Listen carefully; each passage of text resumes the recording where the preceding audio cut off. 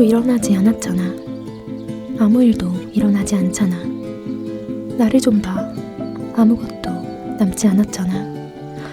너조차 나에겐 아무것도 남겨두지 못했잖아. 주희연 소설 보아의 일부를 읽어드렸습니다. 안녕하세요 소라님들, 문학의 소리를 듣고 전하는 문학라디오 문정의 소리입니다. 저는 오다영입니다. 841회는 너 내 동료가 되라로 꾸며집니다. 너 내 동료가 되라는 동인, 포럼 등 작가 간의 우정과 교류를 기반으로 전개된 창작활동에 대한 이야기를 나눠보는 코너입니다. 오늘은 윤강은 주희연 소설가 모셨습니다. 안녕하세요. 안녕하세요. 안녕하세요. 두 분 소라님들께 인사 한번 부탁드립니다. 먼저 강은 작가님. 네. 안녕하세요. 소설 쓰는 윤강은입니다. 네, 주희연 작가님. 네, 안녕하세요. 소설 쓰고 있는 주희연이라고 합니다. 모두 이름만 성함만 말씀하실 줄 알고 제가 양력을 좀 준비해왔습니다. 윤강은 작가님은 제48회 오늘의 작가상을 수상하며 작품 활동을 시작하셨습니다. 소설 저편에서 1위가가 있습니다. 주희연 작가님은 2022년 문학과사회 신인상을 통해 작품 활동을 시작하셨습니다. 소설집 녹지 않는 슈가 크래프트와 블루의 도시가 있습니다. 저 이거 읽으면서 자꾸 발음 좀 절어가지고 걱정했는데 바로 전해요. 두 분 이렇게 모시게 되었는데요. 저희가 좀 오랜만에 그 문장의 소리에서 돌아온 코너예요. 제목이 저희 유피님, 유계영 시님께서 정해주신 너네 동료가 되라라는 코너인데요. 4월은 신학기가 시작되는 시간이라 친구들을 이제 한 명씩 사귀어가는 달이기 때문에 특별히 꾸려보았습니다. 오늘은 동국대학교 문예창작학과 동기이자 함께 작품 활동을 하고 있는 든든한 동료 두 분을 모셨습니다. 이제 마침 두 분 책이 3개월 그 간격으로 나오셨어요. 저편에서 1위가와 녹지 않는 슈가 크래프트와 블루의 도시 휴가 출간되셨는데요.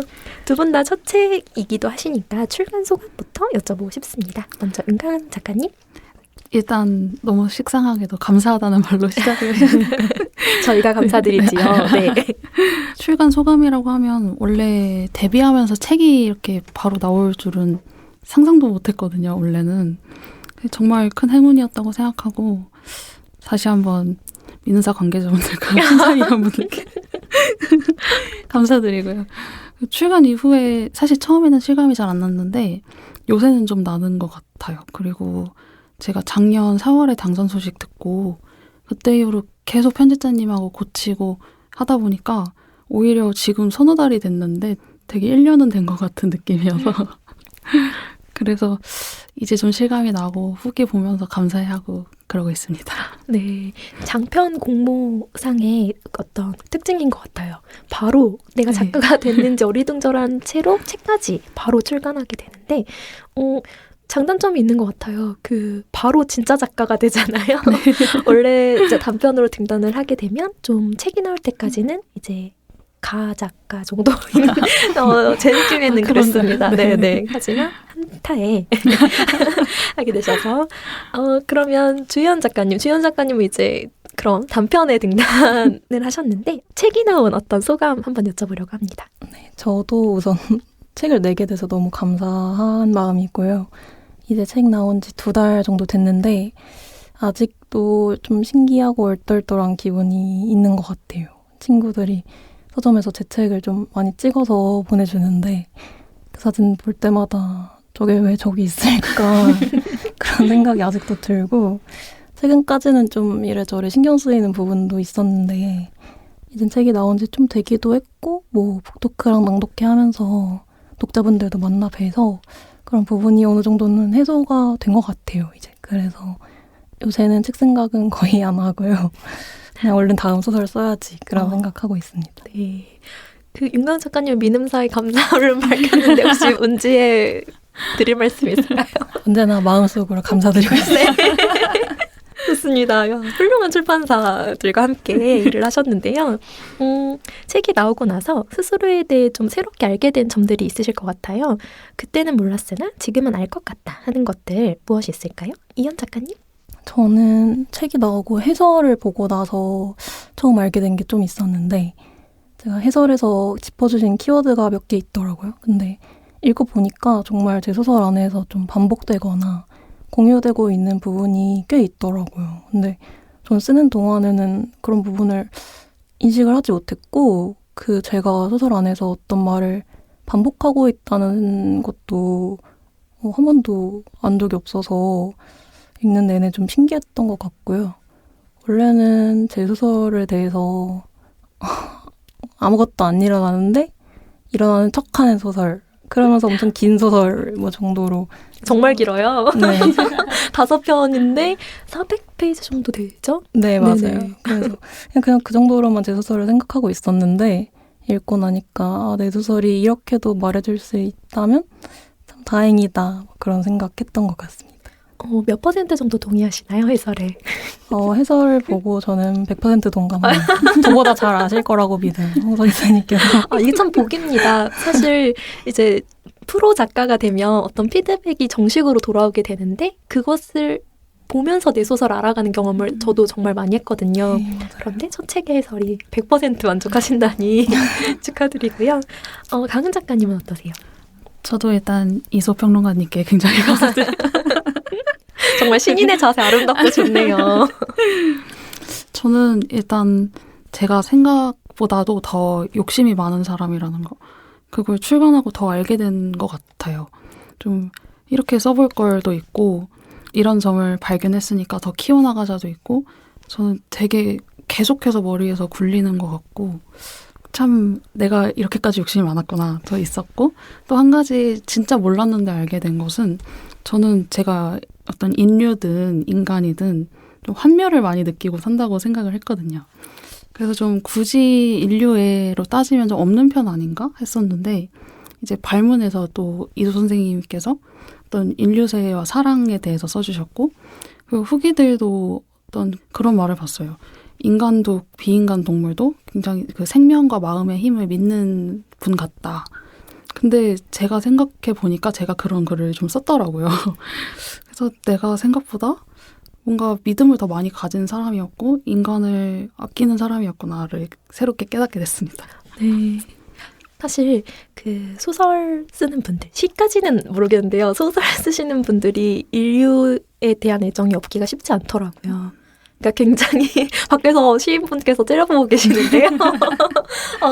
일단 소설은 남에 대한 관심 없이 나오기가 좀 어려워서 그 동력이 되는 것 같고, 내 소설이 아무리 그 회색지대 가득하더라도 결국에는 발견되더라고요. 어떤 사랑이요? 네. 그런 생각을 하며 저도 이 책들을 살펴보았는데요. 그 출간 이후에 독자님들을 아까 조금씩 만나보셨다고 하셨는데 특별히 기억에 남는 독자님들과의 만남 관련된 이야기가 있을까요? 강은 작가님? 일단 저는 북토크를 했었고 읽는 시간이라고 해서 한 40-50명 독자분들이 제 거를 독서 타임을 가진 다음에 짧게 얘기하는 시간이 있었어요. 그래서 그게 생각보다 실물 독자를 본다는 게 정말 좋더라고요, 기분이. 근데 그 중에서도 어떤 실물의 그 편지를 전해주신 분들이 몇 분 계셨는데 아무래도 그게 제일 기억에 남고, 그리고 또 여기 나와 있는 인물들 중에서 저는 사랑이라고 생각하지 않고 그린 인물에 대해서 굉장히 이들의 사랑과 케미에 대해서 거의 모든 분들이 말씀을 해주시더라고요. 그럴 땐 잠깐 침묵해야 돼요. 네. 그래서 그게 되게 기억에 남고 지금까지 신기해하고 있습니다. 같이 읽어가게 되더라고요. 네. 독자분들과. 이현 작가님은 어떠세요? 저는 일단 북토크랑 낭독회를 한 번씩 했는데 제 책 행사에 돈을 내고 와주시는 분들이 그렇죠. 정말 신기하죠. 계시다는 게 좀 약간 안 믿기기도 하고, 이게 첫 책인데 아마 다들 저를 모르고 계실 텐데 뭐 어떻게 알고 오신 건지 이런 것도 궁금. 어떻게 알겠냐. 다 읽어보고 사랑하셔서 오시는 거죠. 궁금하더라고요. 근데 행사 끝나고 나니까 이제 오시잖아요. 근데 그때 어떤 소설이 제일 좋았어요, 어떤 작품이 제일 좋았어요, 이런 얘기를 좀 많이들 해주셨는데 그 작품들이 좀 다 달라서 되게 신기하고 놀라고 감사했던 기억이 있고요. 또 지지난주 딱 금요일에 낭독회가 있었는데 그날 와주신 분께서 직접 만드신 끈갈피를 선물로 주고 가셨어요. 그게 하얀 꽃잎 비즈를 이제 끈으로 직접 엮어서 만드신 건데 너무 예뻐서 이걸 들고 다니기가 좀 조심스럽더라고요. 그래서 그거를 이렇게 방 문고리에다가 그 모빌처럼 묶어서 너무 소중하다. 네, 부적처럼 걸어놨거든요. 그래서 왔다 갔다 하면서 보려고. 그래서 뭐 듣고 계실진 모르겠지만 언젠가 듣게 되신다면 정말 감사했다는 말씀 전해드리고 싶습니다. 아, 이렇게 방송이 좋습니다. 온 사방에 전파로 뿌릴 수 있고. 근데 첫 책에 대한 어떤 독자님들의 편지와 선물은 정말 좀 오래오래 기억에 남는 것 같아요. 그리고 그런 선물을 주시는 것보다 돈을 내고 오신다는 거에 저는 아직도 조금 놀라긴 해요. 전 아직도 3만 원이 넘어가는 북토크는 저도 의아해요. 이걸 오실까? 아, 맨날 생각해요. 그 관계자분들에게 안 오실 것 같아요. 이건 좀 제가 생각해도 안 될 것 같은데요. 근데 이제 모두 와주셨을 때 항상 의아하죠. 어떤 생각을 가지고 돈을 쓰셨을까? 내가 어디까지 해드려야 될까? 네, 제가 12년 차인데요. 아직도 그런 생각이 듭니다. 이렇게 지금 신간을 내신 지 얼마 안 되신 두 분이셔서 이제 책에 대한 이야기를 여쭤봤는데 저희 오늘 코너는 새학기에 같이 학교를 다닌 작가님들의 이야기를 들어보려고 하는 건데요. 같은 학기에 새 학기를 맞이하셨을 텐데 언제나 처음이 가지는 특별함 있는 것 같습니다. 그래서 두 분의 첫인상을 한번 여쭤보고 싶은데요.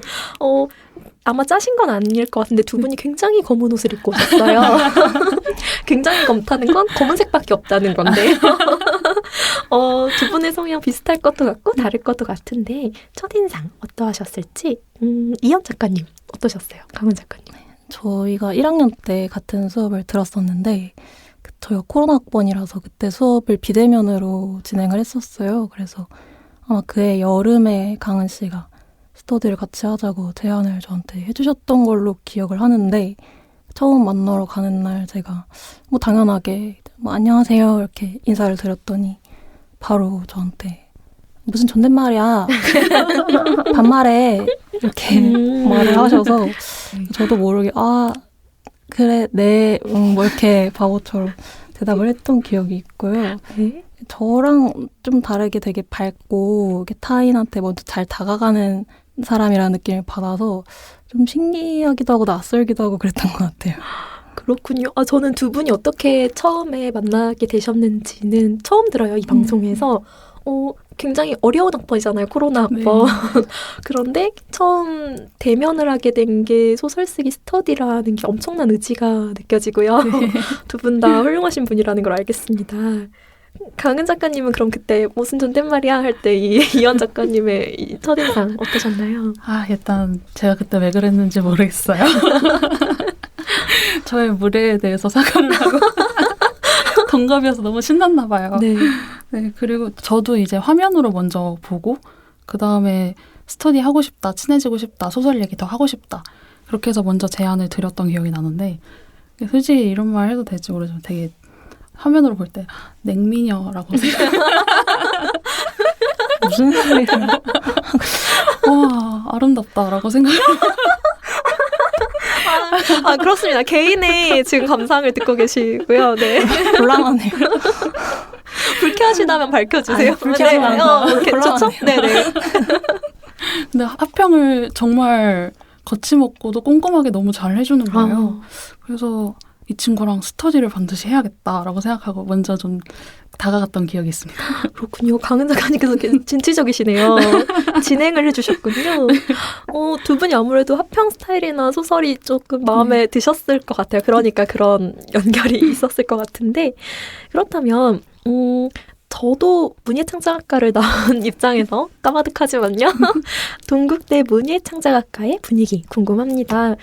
지금은 어떤 분위기 속에서 작품 창작을 하고 계시는지 학교 홍보 한 번씩 부탁드릴게요. 강은 작가님? 네. 저는 솔직히 애교심이 좀 있는 편 같아서 굉장히 팔이 안으로 굽을 수 있거든요, 지금부터. 저는 진짜 많이 감사하면서 다니고 있어요. 이 선생님들도 그렇고 선배, 동기, 후배들 다 좀 애틋함이 큰 것 같고 저희가 분과라고 한 과 내에서 이제 소설분과, 시분과 이렇게 나눠서 계속 창작하고 합평하고 하는 동아리 소모임 같은 게 있거든요. 제가 소설분과 활동을 오래 하다 보니까 분과장도 몇 번 하고 그러니까 이제 분과에서 제가 얻어간 것들이 너무 많은 거예요. 선배들이 되게 따뜻하게 이렇게 대해줬던 것들? 그러니까 그런 걸 내리사랑이라고 하잖아요. 저도 후배들이 나만큼 얻어가야 될 텐데 하는 생각이 좀 항상 있고 그래서 더 열심히 애틋함을 가지고 하고 있는 것 같아요. 그래서 결론은 그래도 적어도 저희 분과 안에서는 서로 아끼고 서로 자체도 서로의 글도 많이 아끼면서 잘 써나가고 있지 않나. 저희 학교 좋습니다. 네. 아니 그렇게 아름답기만 하다고. 제가 예체능계를 아는데. 근데 그래도 이제 좋은 선배와 동기들이 있는 시즌은 좀 더 좋은 학교 생활이었을 수 있죠. 네. 되게 특별히 감동을 받았던 어떤 도움을 준 학우나 선배가 있을까요? 사실 이제 친구 얘기하려고 아껴놓고 있었는데 네. 어제 바로 여행을 갔다가 왔어요. 선배들하고. 근데 제가 이제 19학번이 윗학번인데 그분들이 제가 명예 19 거이기도 하고 근데 그분들이 이제 되게 신입생 때부터 너는 정말 소설 잘 쓰는구나. 이런 소설을 잘 쓰는 것 같다. 너 같은 사람이 필요하다. 이런 식으로 되게 보듬어 줬었어요. 네, 그런 거 필요해요. 네, 그래서 1학년 때 되게 용기를 많이 얻고 저도 그런 선배가 좀 되고 싶었고 너무 아름답기만 한가요? 하지만 진심입니다. 네. 제가 방송 내내 한 번씩 파보도록은 하겠습니다. 두 분은 20학번이신 거죠? 네. 그래서 19학번과도 함께 교류를 하신 네. 거고요. 그럼 이현 작가님, 누가 쫓아다니면서 너 천재다, 이제 너무 잘 쓴다 하는 이런 분위기 있었을까요? 별로 없었던 것 같아요. 사실 저는 학교에 일단 아는 사람이 많이 없고 뭐 선배는 뭐 아는 사람 한 명도 없고요. 후배도 잘 모르고 그냥 뭐 7년 내내 그 지금 친한 친구들이랑만 계속 지내서 그리고 학과 활동도 거의 참여를 안 해서 사실 학과 분위기가 그때 어땠는지도 잘 모르겠고 지금 어떤지도 잘 모르겠더라고요. 제 주변에는 그냥 이제 마음 맞는 친구들이랑 이제 모여서 같이 읽고 쓰고 으쌰으쌰 하는 분위기가 많긴 했는데 그건 제 이야기이기 때문에 솔직히 어떤지 잘 모르겠고요. 그 문창가가 아닌 소라님들이 들으시면 의아하실 수 있지만 이게 문창가입니다. 이 민주주의가 문창가거든요. 이 대외활동 풍부한 이자들과 이 사각지대를 돌며 그 소모임을 하는 자들로 구성되어 있어요. 문창가. 저희 문은강 작가님께서 저의 그 학교 이야기도 하라고 하셨어요. 저는 명지대 문예창작학과를 나왔고요. 제가 2대1로 뭐라고 말씀을 드려야 될지 모르겠지만 저는 인싸였고요. 그러셨을 것 같아요. 네, 인싸인데 참여가 저조한 인싸였다고 해야 될까요? 그러니까 뭐 어디 학회도 집행부도 스터디도 세미나도 다들 저를 넣어놓았는데 참여하진 않았어요.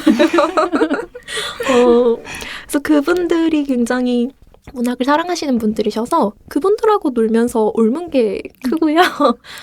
다른 학교 문예창작학과 분위기를 작가가 되고 나서 많이 들었어요. 문창가 출신의 작가가 많으니까. 근데 그 학교들마다 이제 특징을 좀 공유하게 되잖아요. 이제 다른 학교들의 특징들은 제가 이제 무리를 일으킬 수 있으니 말하지 않겠지만 다른 학교들과 비교하면 저희 명지대 문창가는 애들이 좀 착한 것 같아요. 난데없는 안으로 굽기인데요. 조금 순박하다고 해야 될까요? 지금 생각해보면 좀 맑고 깨끗했던 게 다른 곳보다 조금 특징이지 않았나. 좋게 말하면 그렇고요. 별 걱정이 없었던 것 같아요. 그냥 나 소설 좋아, 시 좋아, 아이 좋아 뭐 이런 느낌이었어서 그때는 정말 별 걱정 없이 네, 저도 자랑만 하게 되었네요. 사실 저도 학부 재학 중에 등단을 하긴 하였는데 두 분 모두 이제 비교적 이른 시기 학부 시절에 등단을 하신 공통점이 있습니다. 이런 점이 낯설거나 두렵진 않으셨는지 궁금하고요.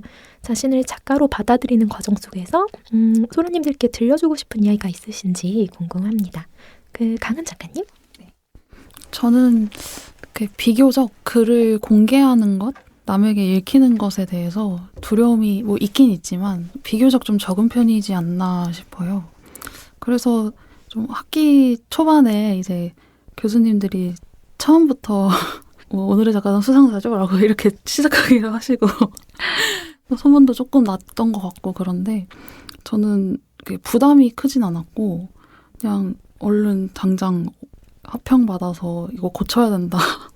그런 절박함밖에 없었던 것 같아요. 그래서 무서워할 겨를이 좀 없었던 것 같고 또 뭐 작가님이라는 호칭이 조금 익숙해지긴 했지만 사실 아직도 그렇게 익숙한 상태는 아니거든요.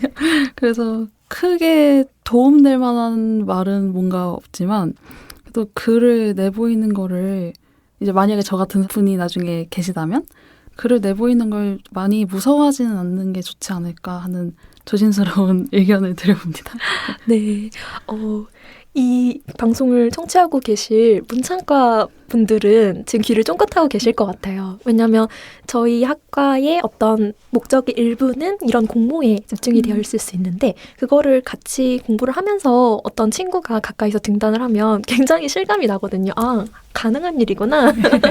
아, 작가가 될 수가 있는 거구나 라는 생각이 저도 들었던 것 같은데 약간 사담이지만 저희 학번에서는 저만 등단했습니다. 그리고 깔끔하게 저만 글 써서요. 네. 아직도 저희가 동기모임을 굉장히 자주 하는데 그들은 문창과의 추억을 그냥 저로 네, 글을 쓰고 글을 읽고 했던 시간의 집약처럼 저를 기억하고 있고요. 이현 작가님은 당시 어떤 느낌이셨을까요? 저는 제가 문창과 준비도 되게 늦게 20살 때 시작을 해가지고 그래서 사실상 습작을 거의 못하고 뭐 책도 뭐 거의 안 읽어본 상태로 덜컥 등단을 했어요. 무서우셨나요? 아, 너무 무서웠죠. 애초에 그거 투고도 될 거란 생각으로 한 것도 아니었는데 이게 되긴 됐는데 막 기뻐하기도 좀 그렇고 그냥 무섭고 도망가고 싶고 약간 글은 더 안 써지고 그래서 이래저래 괴로웠던 시간이 꽤 길었던 것 같아요. 근데 일단 옆에 있어준 친구들 덕분에 어찌저찌 그 시기를 지나오기는 한 것 같고요. 근데 이제는 좀 그 방법을 찾았는데 제가 필명을 쓰고 있어요. 원래 본명은 정희현인데 아, 이거 안 되죠. 아, 절대 안 되죠. 네네. 절대 안 되는데 그래서 몇 년 전부터는 그 소설 쓰는 그자는 주희연이고 나는 문창과 학생 정희연이다 라는 마음으로 살기 시작했고요. 망해도 그자가 망하는 거고 나는 학교 다니면 되고 뭐 그 소설은 사실 내 소설이 아니고 그 책도 그자 책이고 뭐 이런 식으로 생각을 하면서 좀 불안을 해소하는 느낌이 있고요.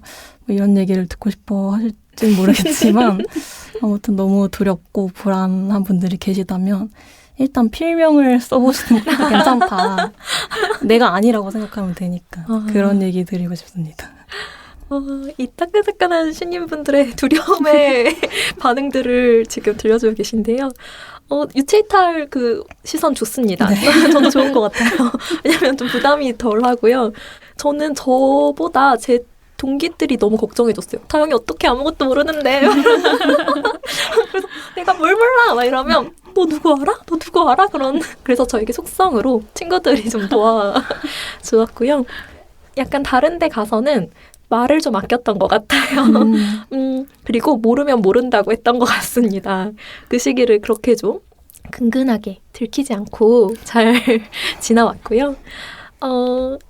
그렇다면 저희가 이제 너도 동료가 되라라는 이 프로그램에 참여해달라고 요청을 드린 후에 기획 체제에 맞게 이제 글 쓰는 동료의 중요함에 관해서 좀 여쭤보려고 질문지를 드렸는데요. 그 글 쓰는 일이 좀 혼자 하는 일처럼 보이지만 함께하고 있다는 감각 또한 중요하고 자신의 작품에 이제 문우들의 흔적이 남아있기도 합니다. 습작 시절 특별함으로 남은 동료와의 기억 한 번씩 풀어주시면 좋을 것 같아요. 이현 작가님? 저는 아무래도 등단을 좀 일찍 하기도 했고 해서 글 쓰는 법을 거의 제 친구들한테 배웠다고 해도 무방할 정도로 많이 영향을 받은 것 같아요. 1학년 때 이제 운 좋게 간택을 받아서 좋은 친구들이 많이 생겼는데 다들 너무 멋진 시랑 소설을 쓰고 있어서 당시엔 책보다 그 친구들 책을 더 많이 보고 자란 것 같고요. 제가 뭘 좋아하고 뭘 쓰고 싶어 하는지를 그때 좀 많이 알 수 있었던 것 같아요. 그리고 뭐 특별한 기억이라면 습작기 일은 아닌데 최근에 그 친구들이랑 엔솔로지를 만들어서 그 번 돈으로 여행을 다녀왔거든요. 수익이 낮다는 게 좀 놀라운데요. 수익이 낮다기보다 이제 지원금을 받아서 네네. 다녀왔는데 그래서 제가 학교를 6년이나 다녀서 그때 이미 졸업한 친구들이 꽤 있었어요. 근데 간만에 다 같이 각자 작업도 하고 같이 여행도 가고 책도 만들고 나니까 앞으로도 계속 같이 써줄 사람들이 주변에 있고 그중에 누가 잠깐 멈추게 되더라도 언제든지 다시 같이 쓸 수 있다는 그런 믿음이 좀 생기더라고요. 그게 좀 큰 용기가 되어줘서 아마 그 여행이 오래 기억에 남지 않을까 싶어요. 네, 든든하죠. 그런 동료들하고 네. 여행지에서. 이게 사실 지금 들어보면 정말 문학 인생이세요. 잘 쓰고 잘해보자 이런 거 의지 다지러 여행 가신 거잖아요. 그럼. 네, 깊이 깊은 문창가 생활. 강은 작가님은 좀 특별한 게 있으신가요? 저도 근데 우연찮게도 여행을 갔다 왔는데요. 네. 이제 어제 막 돌아왔어요. 네. 근데 참 이 사람들이 저의 세계를 많이 넓혀주고 있다고 느낀 게 저는 이제 앉아서 떠드는 걸 좋아하지 사실상 활동을 잘 안 하고 네. 실행력이 굉장히 부족한 사람이거든요.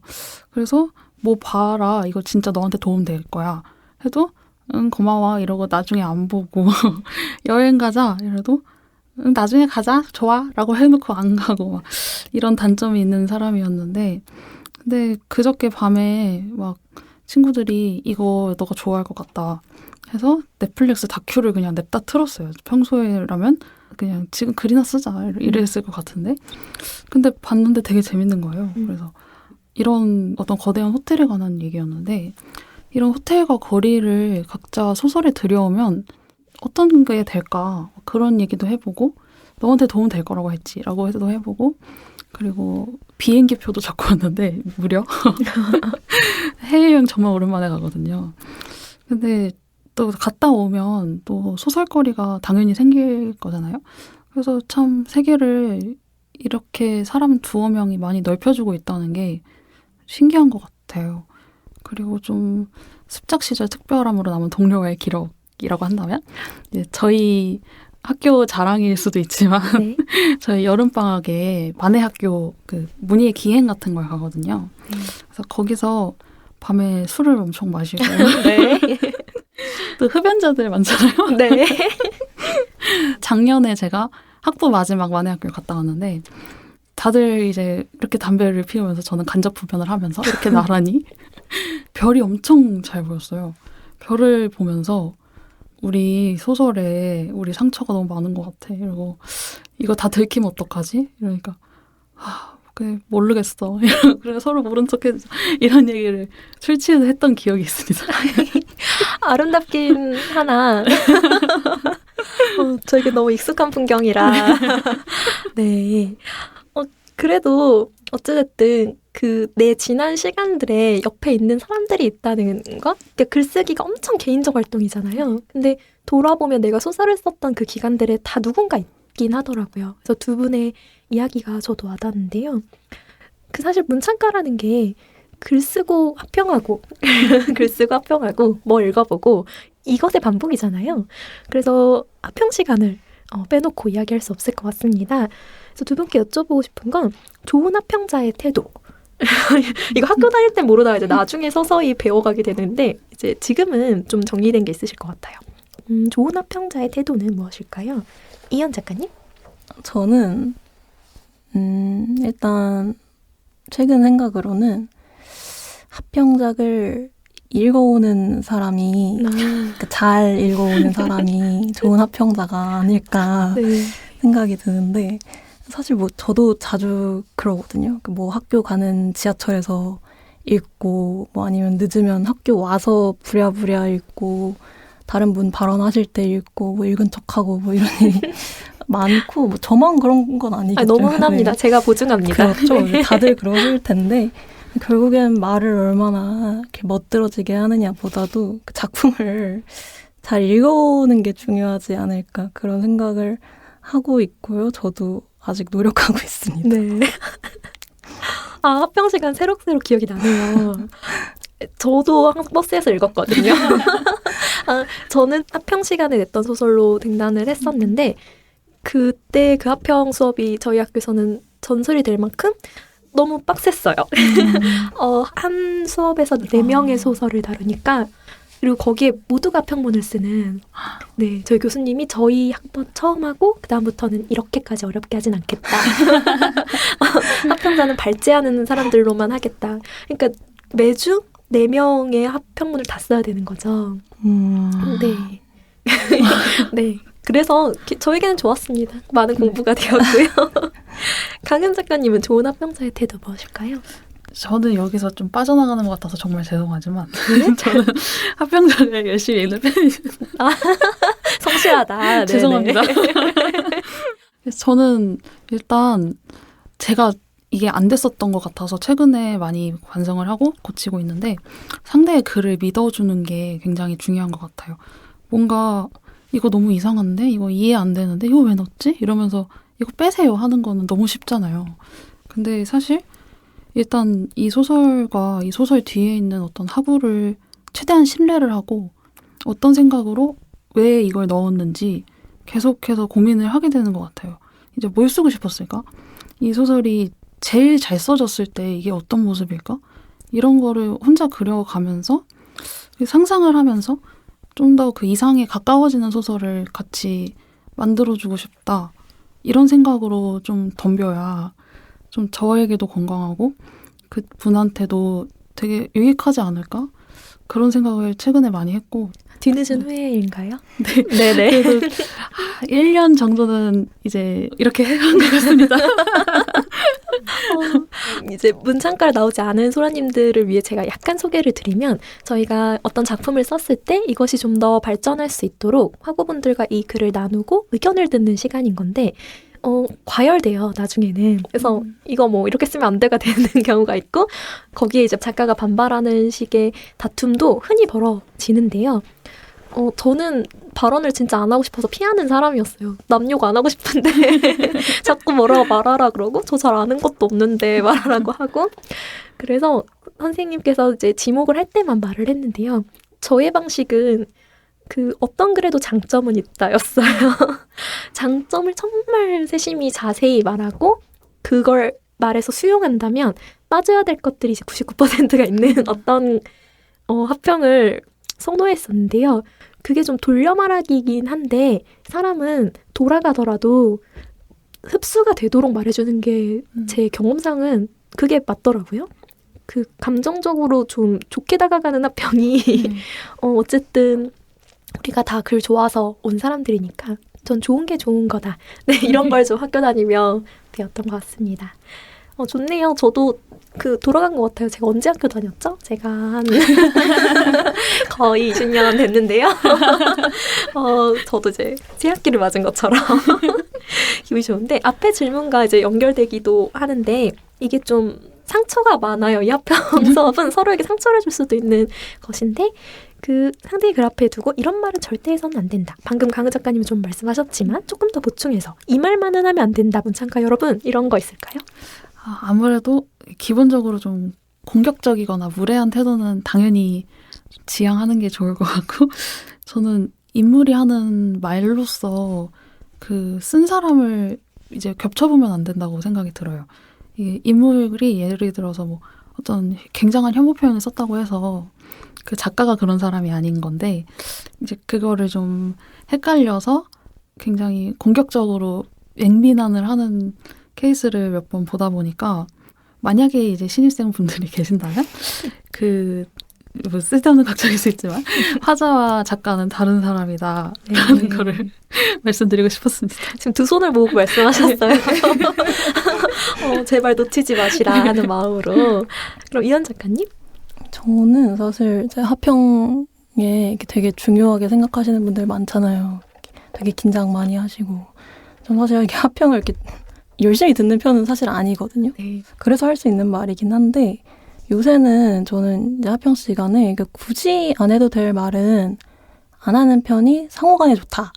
그런 생각이 들더라고요. 굳이 안 해도 될 말은 네. 무엇일까요? 그러니까 뭐 예를 들자면 그러니까 다들 느끼실 텐데 학교를 다니시다 보면 느끼실 텐데 사실 합평은 합평인 거고 본인이 해야 할 노력이나 연습 같은 거는 결국 본인이 해서 해결을 봐야 되는 거잖아요. 그건 어차피 누가 대신해줄 수 있는 게 아니고 어떤 합평자가 해줄 수 있는 게 아니기 때문에 어떤 영역을 넘어서는 말까지 내가 굳이 해야 될까 그런 생각이 들더라고요. 그런 부분으로 씨름을 해봐야 좀 에너지 낭비가 아닐까 그런 생각이 들어서 정말 실질적으로 지금 당장 도움이 될 수 있는 얘기를 해주는 게 좋다고 보고 피곤한 세상에서 다들 좀 힘을 아껴보시고 합평은 합평일 뿐이다라는 생각으로 좀 가볍게 듣고 말해보시는 것도 좋을 것 같다는 생각을 하는 것 같아요. 그리고 어차피 지나고 나면 사실 합평 내용보다도 그때 같이 읽고 써주는 사람들이 남는 거거든요. 그래서 합평보다도 서로를 좀 늘 다정히 대하시기를 추천드려요. 아유, 문창과 나오신 분들은 이해하실 거예요. 지금 얼마나 그 경험과 기억 속에서 나온 조언들인지. 그럼 저도 조언하고 넘어갈게요. 저희가 조바심이 나서 이제 문창과 혹시 들어가시려고 하시거나 다니고 계신 분들, 저는 자기가 어떻게 말을 해야 될지 이제 이렇게 당부를 드리는 것보다 어떻게 들어야 될지를 좀 당부를 드리자면, 방금 이현 작가님께서 말씀하신 것처럼 소설은 사실 그 쓰는 것 자체와 선택, 고치는 것, 그 모든 과정은 사실 자기가 하는 거라서 합평을 하는 그 1학년, 2학년 학우들은 다 부족해요. 제가 생각했을 때는 그렇게 옳은 소리를 할 수 있다면 작가가 다 되었겠죠. 그래서 그것을 염두에 두고 그 모든 의견을 들으며 그것을 걸러듣는 어떤 태도가 필요한 것 같아요. 모두 받아들이면 안 되죠. 사실 수업은 그것을 듣고 내가 이 소설에 비추어 보았을 때 옳은지 틀린지 내가 판단할 수 있는 어떤 시간들을 제공하는 거라서 싸울 일도 그 사람을 미워할 일도 전혀 없습니다. 거의 뭐 마음의 해탈 같은 건데요. 전 나중에 이런 친구들 발견했어요. 되게 굉장히 편협하게 합평한다. 이렇게 제가 평가 속으로 혼자 조용하게 평가했던 친구들이 나중에 늘어요. 그래서 제가 막 나중에 칭찬해주고 마음속에서 혼자 되게 박한 평가 혼자 뒀다가 나중에 너 되게 잘 본다. 이렇게 변화의 과정을 겪으며 저도 학교 생활을 했는데요. 소라님들은 이제 흥미롭고 두 분께는 그 예민할 수도 있는 질문 하나 드리려고 합니다. 두 분은 서로의 습작 소설 기억하고 계실지 저라면 이런 질문 받고 싶지 않을 것 같아요. 하지만 드려보겠습니다. 특별히 기억나는 서로의 글이 있으신지, 루타인의 글을 통해 오히려 자신의 글을 더 선명하게 보게 된 순간도 있으셨는지 경험들을 들어보려고 합니다. 강은 작가님? 네, 저는 이제 저학년 때 스터디를 몇 번 했으니까 그때 긴장해서 물을 마시는 건가요? 목이 말아서. 그게 데뷔작이자 네. 첫 소설집 표제작인 녹지 않는 슈가크래프트와 블루의 도시를 제가 무려 첫 원고를 읽었습니다. 아, 정말 그 순간을 함께 하셨군요. 정말 신입생 때 정말 눈에 띄는 친구였어요. 저와는 너무 다른 아름다움을 가진 소설이라고 생각을 해서 어떻게 저런 개성이 굉장히 부럽기도 했고, 그러면 이걸 통해서 나는 어떤 개성을 가지고 있지? 그런 고민을 굉장히 많이 시켜준 정말 뛰어난 친구입니다.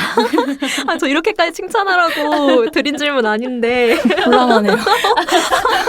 제가 다 불안하네요, 지금.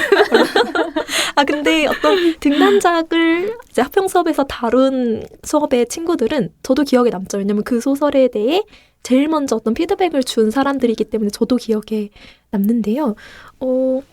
되게 특별한 공유된 기억인 것 같아요. 나를 세상에 보여줄 소설을 미리 만나본 경험이니까. 그럼 이제 이현 작가님, 강은 작가님 소설 기억나시나요? 부담 갖지 마시고. 많이 수업에서 많이 봤는데 제일 기억에 남는 건 공교롭게도 저도 강은 씨 등단작이자 이번에 나온 저편에서 1위가를 당선 전에, 그러니까 투고하기 전에 읽어본 적이 있어요. 저한테 갑자기 이제 몇백 맥짜리 소설을 보내더니 이건 좀 수지타산이 안 맞기는데요. 뭐 읽어달라고 보내주셨어요. 일단 읽기 시작했는데 읽다 보니까 정말 분량 생각이 안 들 만큼 너무 재밌게 잘 읽혀서 놀랐던 기억이 나고, 아마 그때 저한테 그 작품을 퇴고할 때, 그 퇴고 관련해서 의견을 내달라고 하셨던 걸로 기억을 하고 있는데 제가 그 작품은 손들 부분이 그리 없어 보이니 그냥 그대로 얼른 투고를 하시는 게 어떨까 그런 얘기를 드렸었는데 얼마 안 가서 그 작품으로 정말 당선이 되시더라고요. 그래서 신기했던 기억도 나고 이제 속으로 혼자 거봐 약간 이런 생각도 몰래 좀 했었던 것 같아요. 아니 워낙 일찍 등단한 그 학부생 분들이셔서 그런지 등단작들을 읽었던 일화를 말씀해 주시면 어떡해요? 잘된 것들 말씀해 주시면 어떡하나요? 그런 질문이 아니었는데 일단 그러면 이런 질문도 드려보고 싶어요. 대체로 학교 다녔던 작가들을 들어보면 나 걔 그걸로 등단할 줄 알았어. 막 느낌이 바로 왔어. 이런 얘기들 많이 하거든요. 두 분도 그 소설을 딱 읽었을 때는 정말 이 소설은 됐다. 이런 느낌을 받으셨던 거죠. 네, 정말로요. 네, 그 정말 진심입니다. 네. 근데 그러면 자기가 그 소설을 썼을 때는 이것이 좀 잘된 소설이다라는 그런 어떤 확신이 있으셨는지도 궁금해요. 두 분, 강은 작가님? 아니요. 전혀요? 네. 이현 작가님? 전혀 없었고요. 그 소설을 투고할 생각도 없었고요. 뭐 완성도 안 된 상태였는데 아마 그때 친구들이 내라고 닥달을 좀 해줘서 학교에서 냈던 것 같아요. 그 마감날에 부랴부랴 냈던 것 같습니다. 전혀 그런 생각이 없었어요. 이렇게 확신이 없고 그러니까 사실은 무지하잖아요. 학교 다닐 때 저 아무것도 몰랐는데 주변에서 그 끌어주고 밀어주고 그 좀 재촉해주는 게 도움이 되는 것 같아요. 그런 사람이 저도 꽤 많이 있었고 그러지 않았으면 저는 그 작가 못 됐을 수도 있을 것 같아요. 그런 말도 들었거든요. 저희 선생님께서 다영아 너는 이 학교 다닐 때 안 했으면 넌 그런 말씀을 하셨던 기억이 나고요. 그러면 서로가 기억하는 그 시절 습작기에 자기 자신을 마주한다면 어떤 말을 지금 건네주고 싶으신지 이제 영상편지 같은 이런 질문 하나 드려보고 싶은데 이현 작가님 나 자신에게 한번 저는요. 글을 좀 미리 좀 써놔라. 많이 좀. 그리고 책을 좀 읽어라. 그리고 밤에 자고 낮에 일어나고 밥을 좀 먹어라. 제발. 그렇게 얘기하고 싶습니다. 제발 이현아. 제발. 말 좀 듣자. 네. 정말 뼈가 되고 살이 되는 말이니 들어보자. 강은 작가님은 어떠세요? 전 방금 이현 씨 말 들으면서 생각난 거는 운동을 좀 많이 하고 자극적인 음식을 줄여라. 그리고 사실 준비해온 답변은요. 저는 이제 항상 조급했던 것 같아요. 그게 되게 최선을 다했거든요.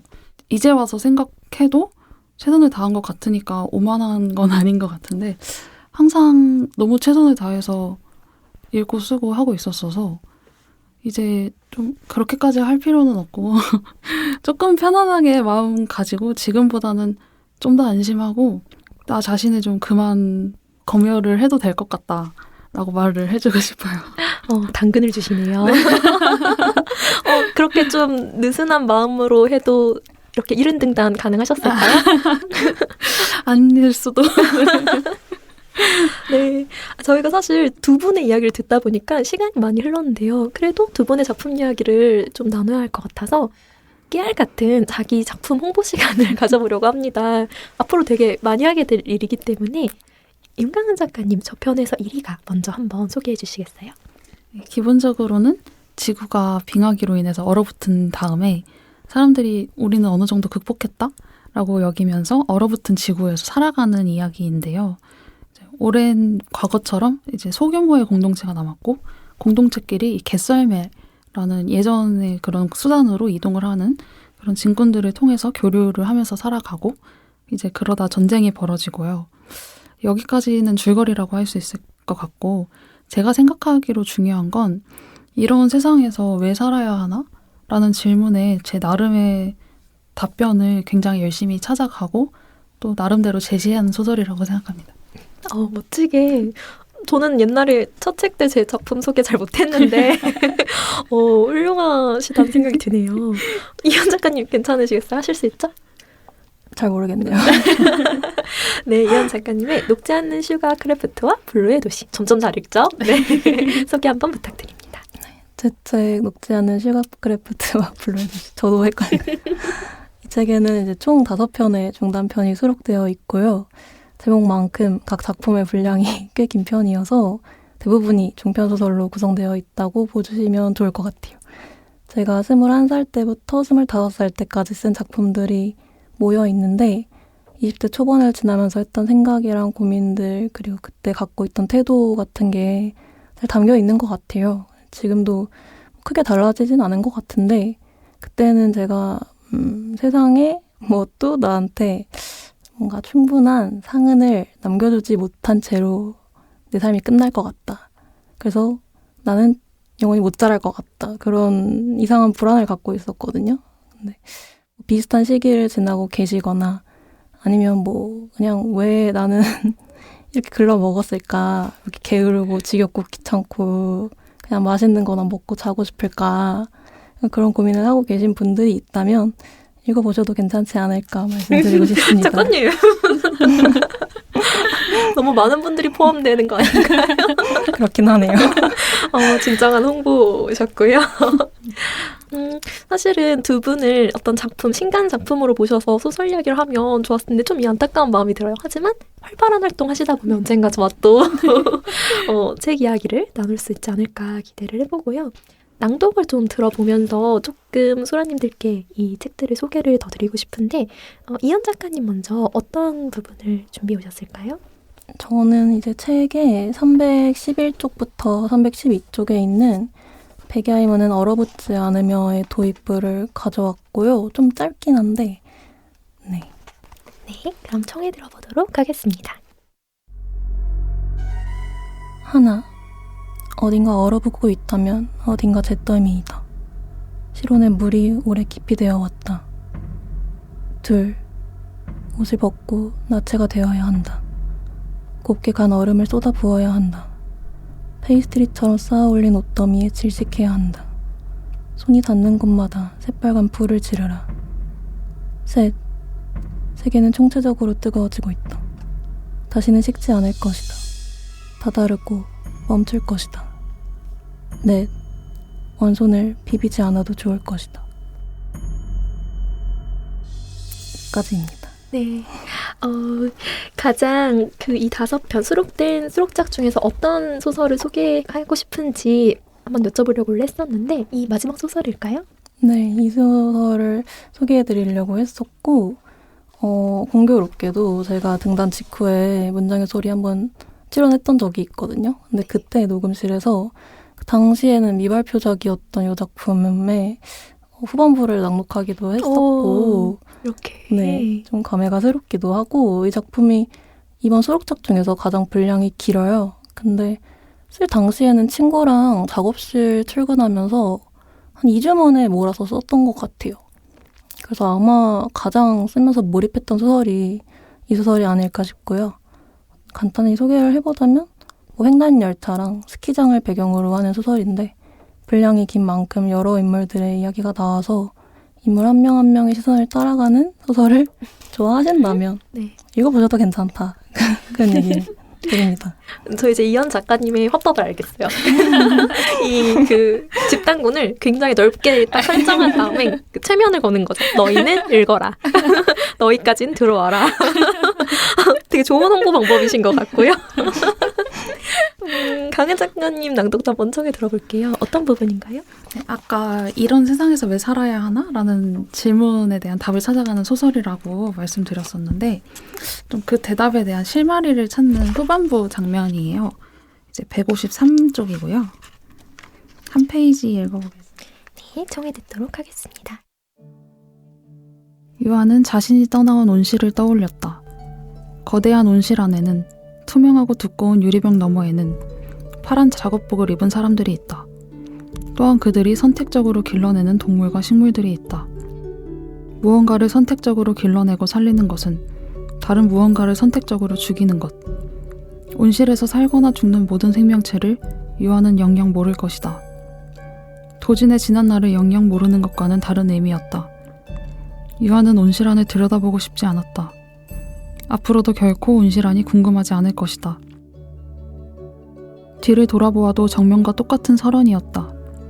단조로울 정도로 똑같은 풍경이 유아는 차라리 다행이었다.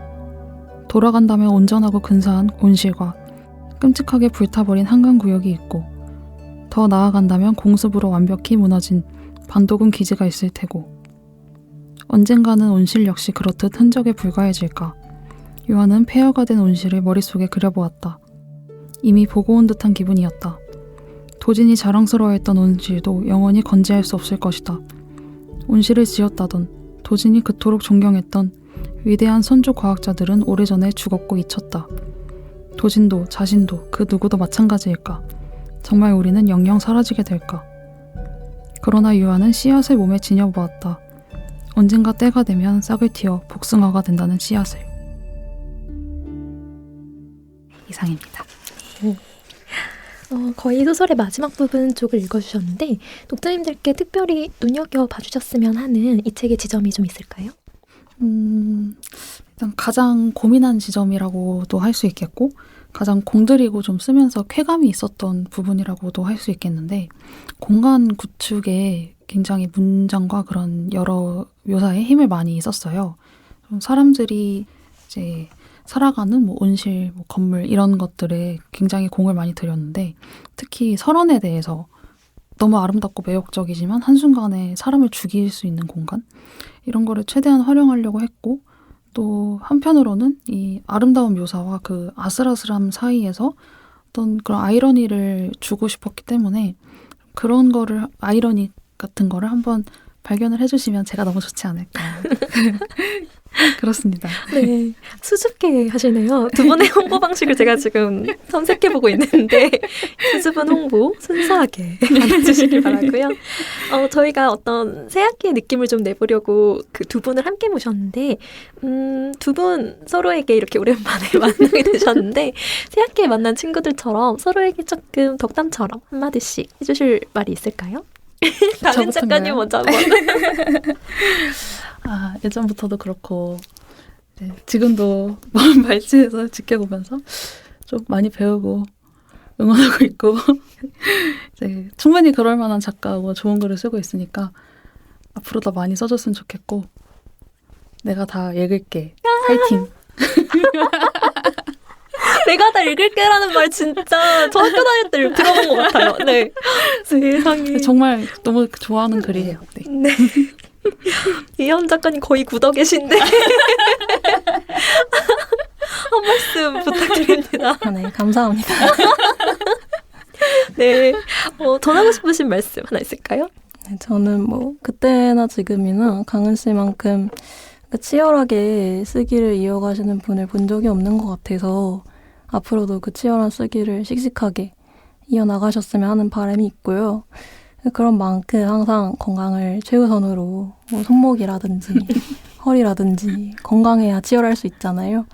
최우선으로 챙기셨으면 하고 저희 집 고양이랑 강은 씨네 고양이가 나이가 비슷했던 걸로 기억을 하는데 네, 아마 둘 다 슬슬 나이가 들고 있을 거라서 강은 씨네 고양이도 오래오래 건강히 지냈으면 합니다. 고양이 연부까지. 정말 감동인데요. 두 분이 굉장히 많은 공통점이 있네요. 부와 고양이와 나이와. 두 분 이렇게 모시고 이야기 나눠보았는데요. 팟캐스트는 두 분 다 처음? 아니다. 아까 문장의 소리 나오셨다고 하셨죠? 네. 강은 작가님은 네, 처음이에요. 처음이었죠. 좋은 기억이셨길 당연하죠. 바라며 두 분의 이제 앞으로의 계획을 살짝 들려주시면 오늘 시간 마무리해보려고 합니다. 강은 작가님 어떤 계획 있으세요? 일단 진짜 계속 써야겠다는 생각을 항상 하고 있고 지금 또 다른 장편을 시작을 했는데 정말 갈수록 장편이 계속 길어지더라고요. 그래서 이거 일단 체력 관리 잘해서 잘 맞춰보는 게 가장 빠른 목표입니다. 정말 치열하다는 단어가 딱 맞네요. 이현 작가님께서 말씀해주신. 그렇다면 이현 작가님 계획 어떠실까요? 저는 이제 내후년에 편집 하나를 더 내기로 예정이 되어 있는데 원래 내년이었는데 미뤘어요. 네. 1년을. 재고가 없어서 책을 내고 나니까 재고가 연계가 됐더라고요. 네. 싹싹 털어내셨군요. 네.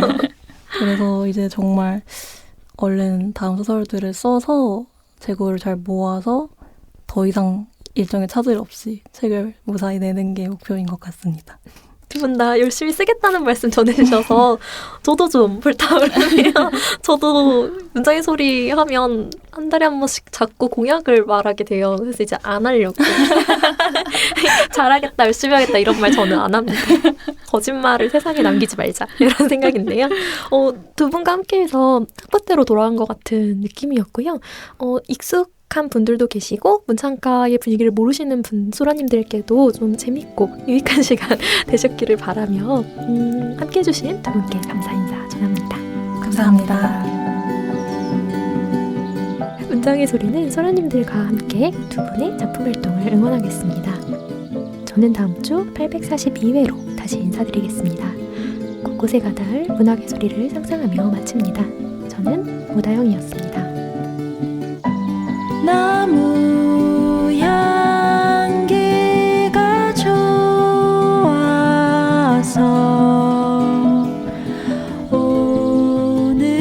오늘도 연필을 들어서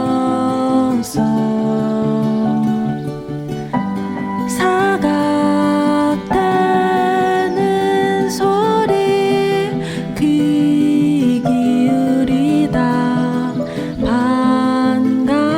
반가운 소식에 고개 들면 문학 라디오 문장의 소리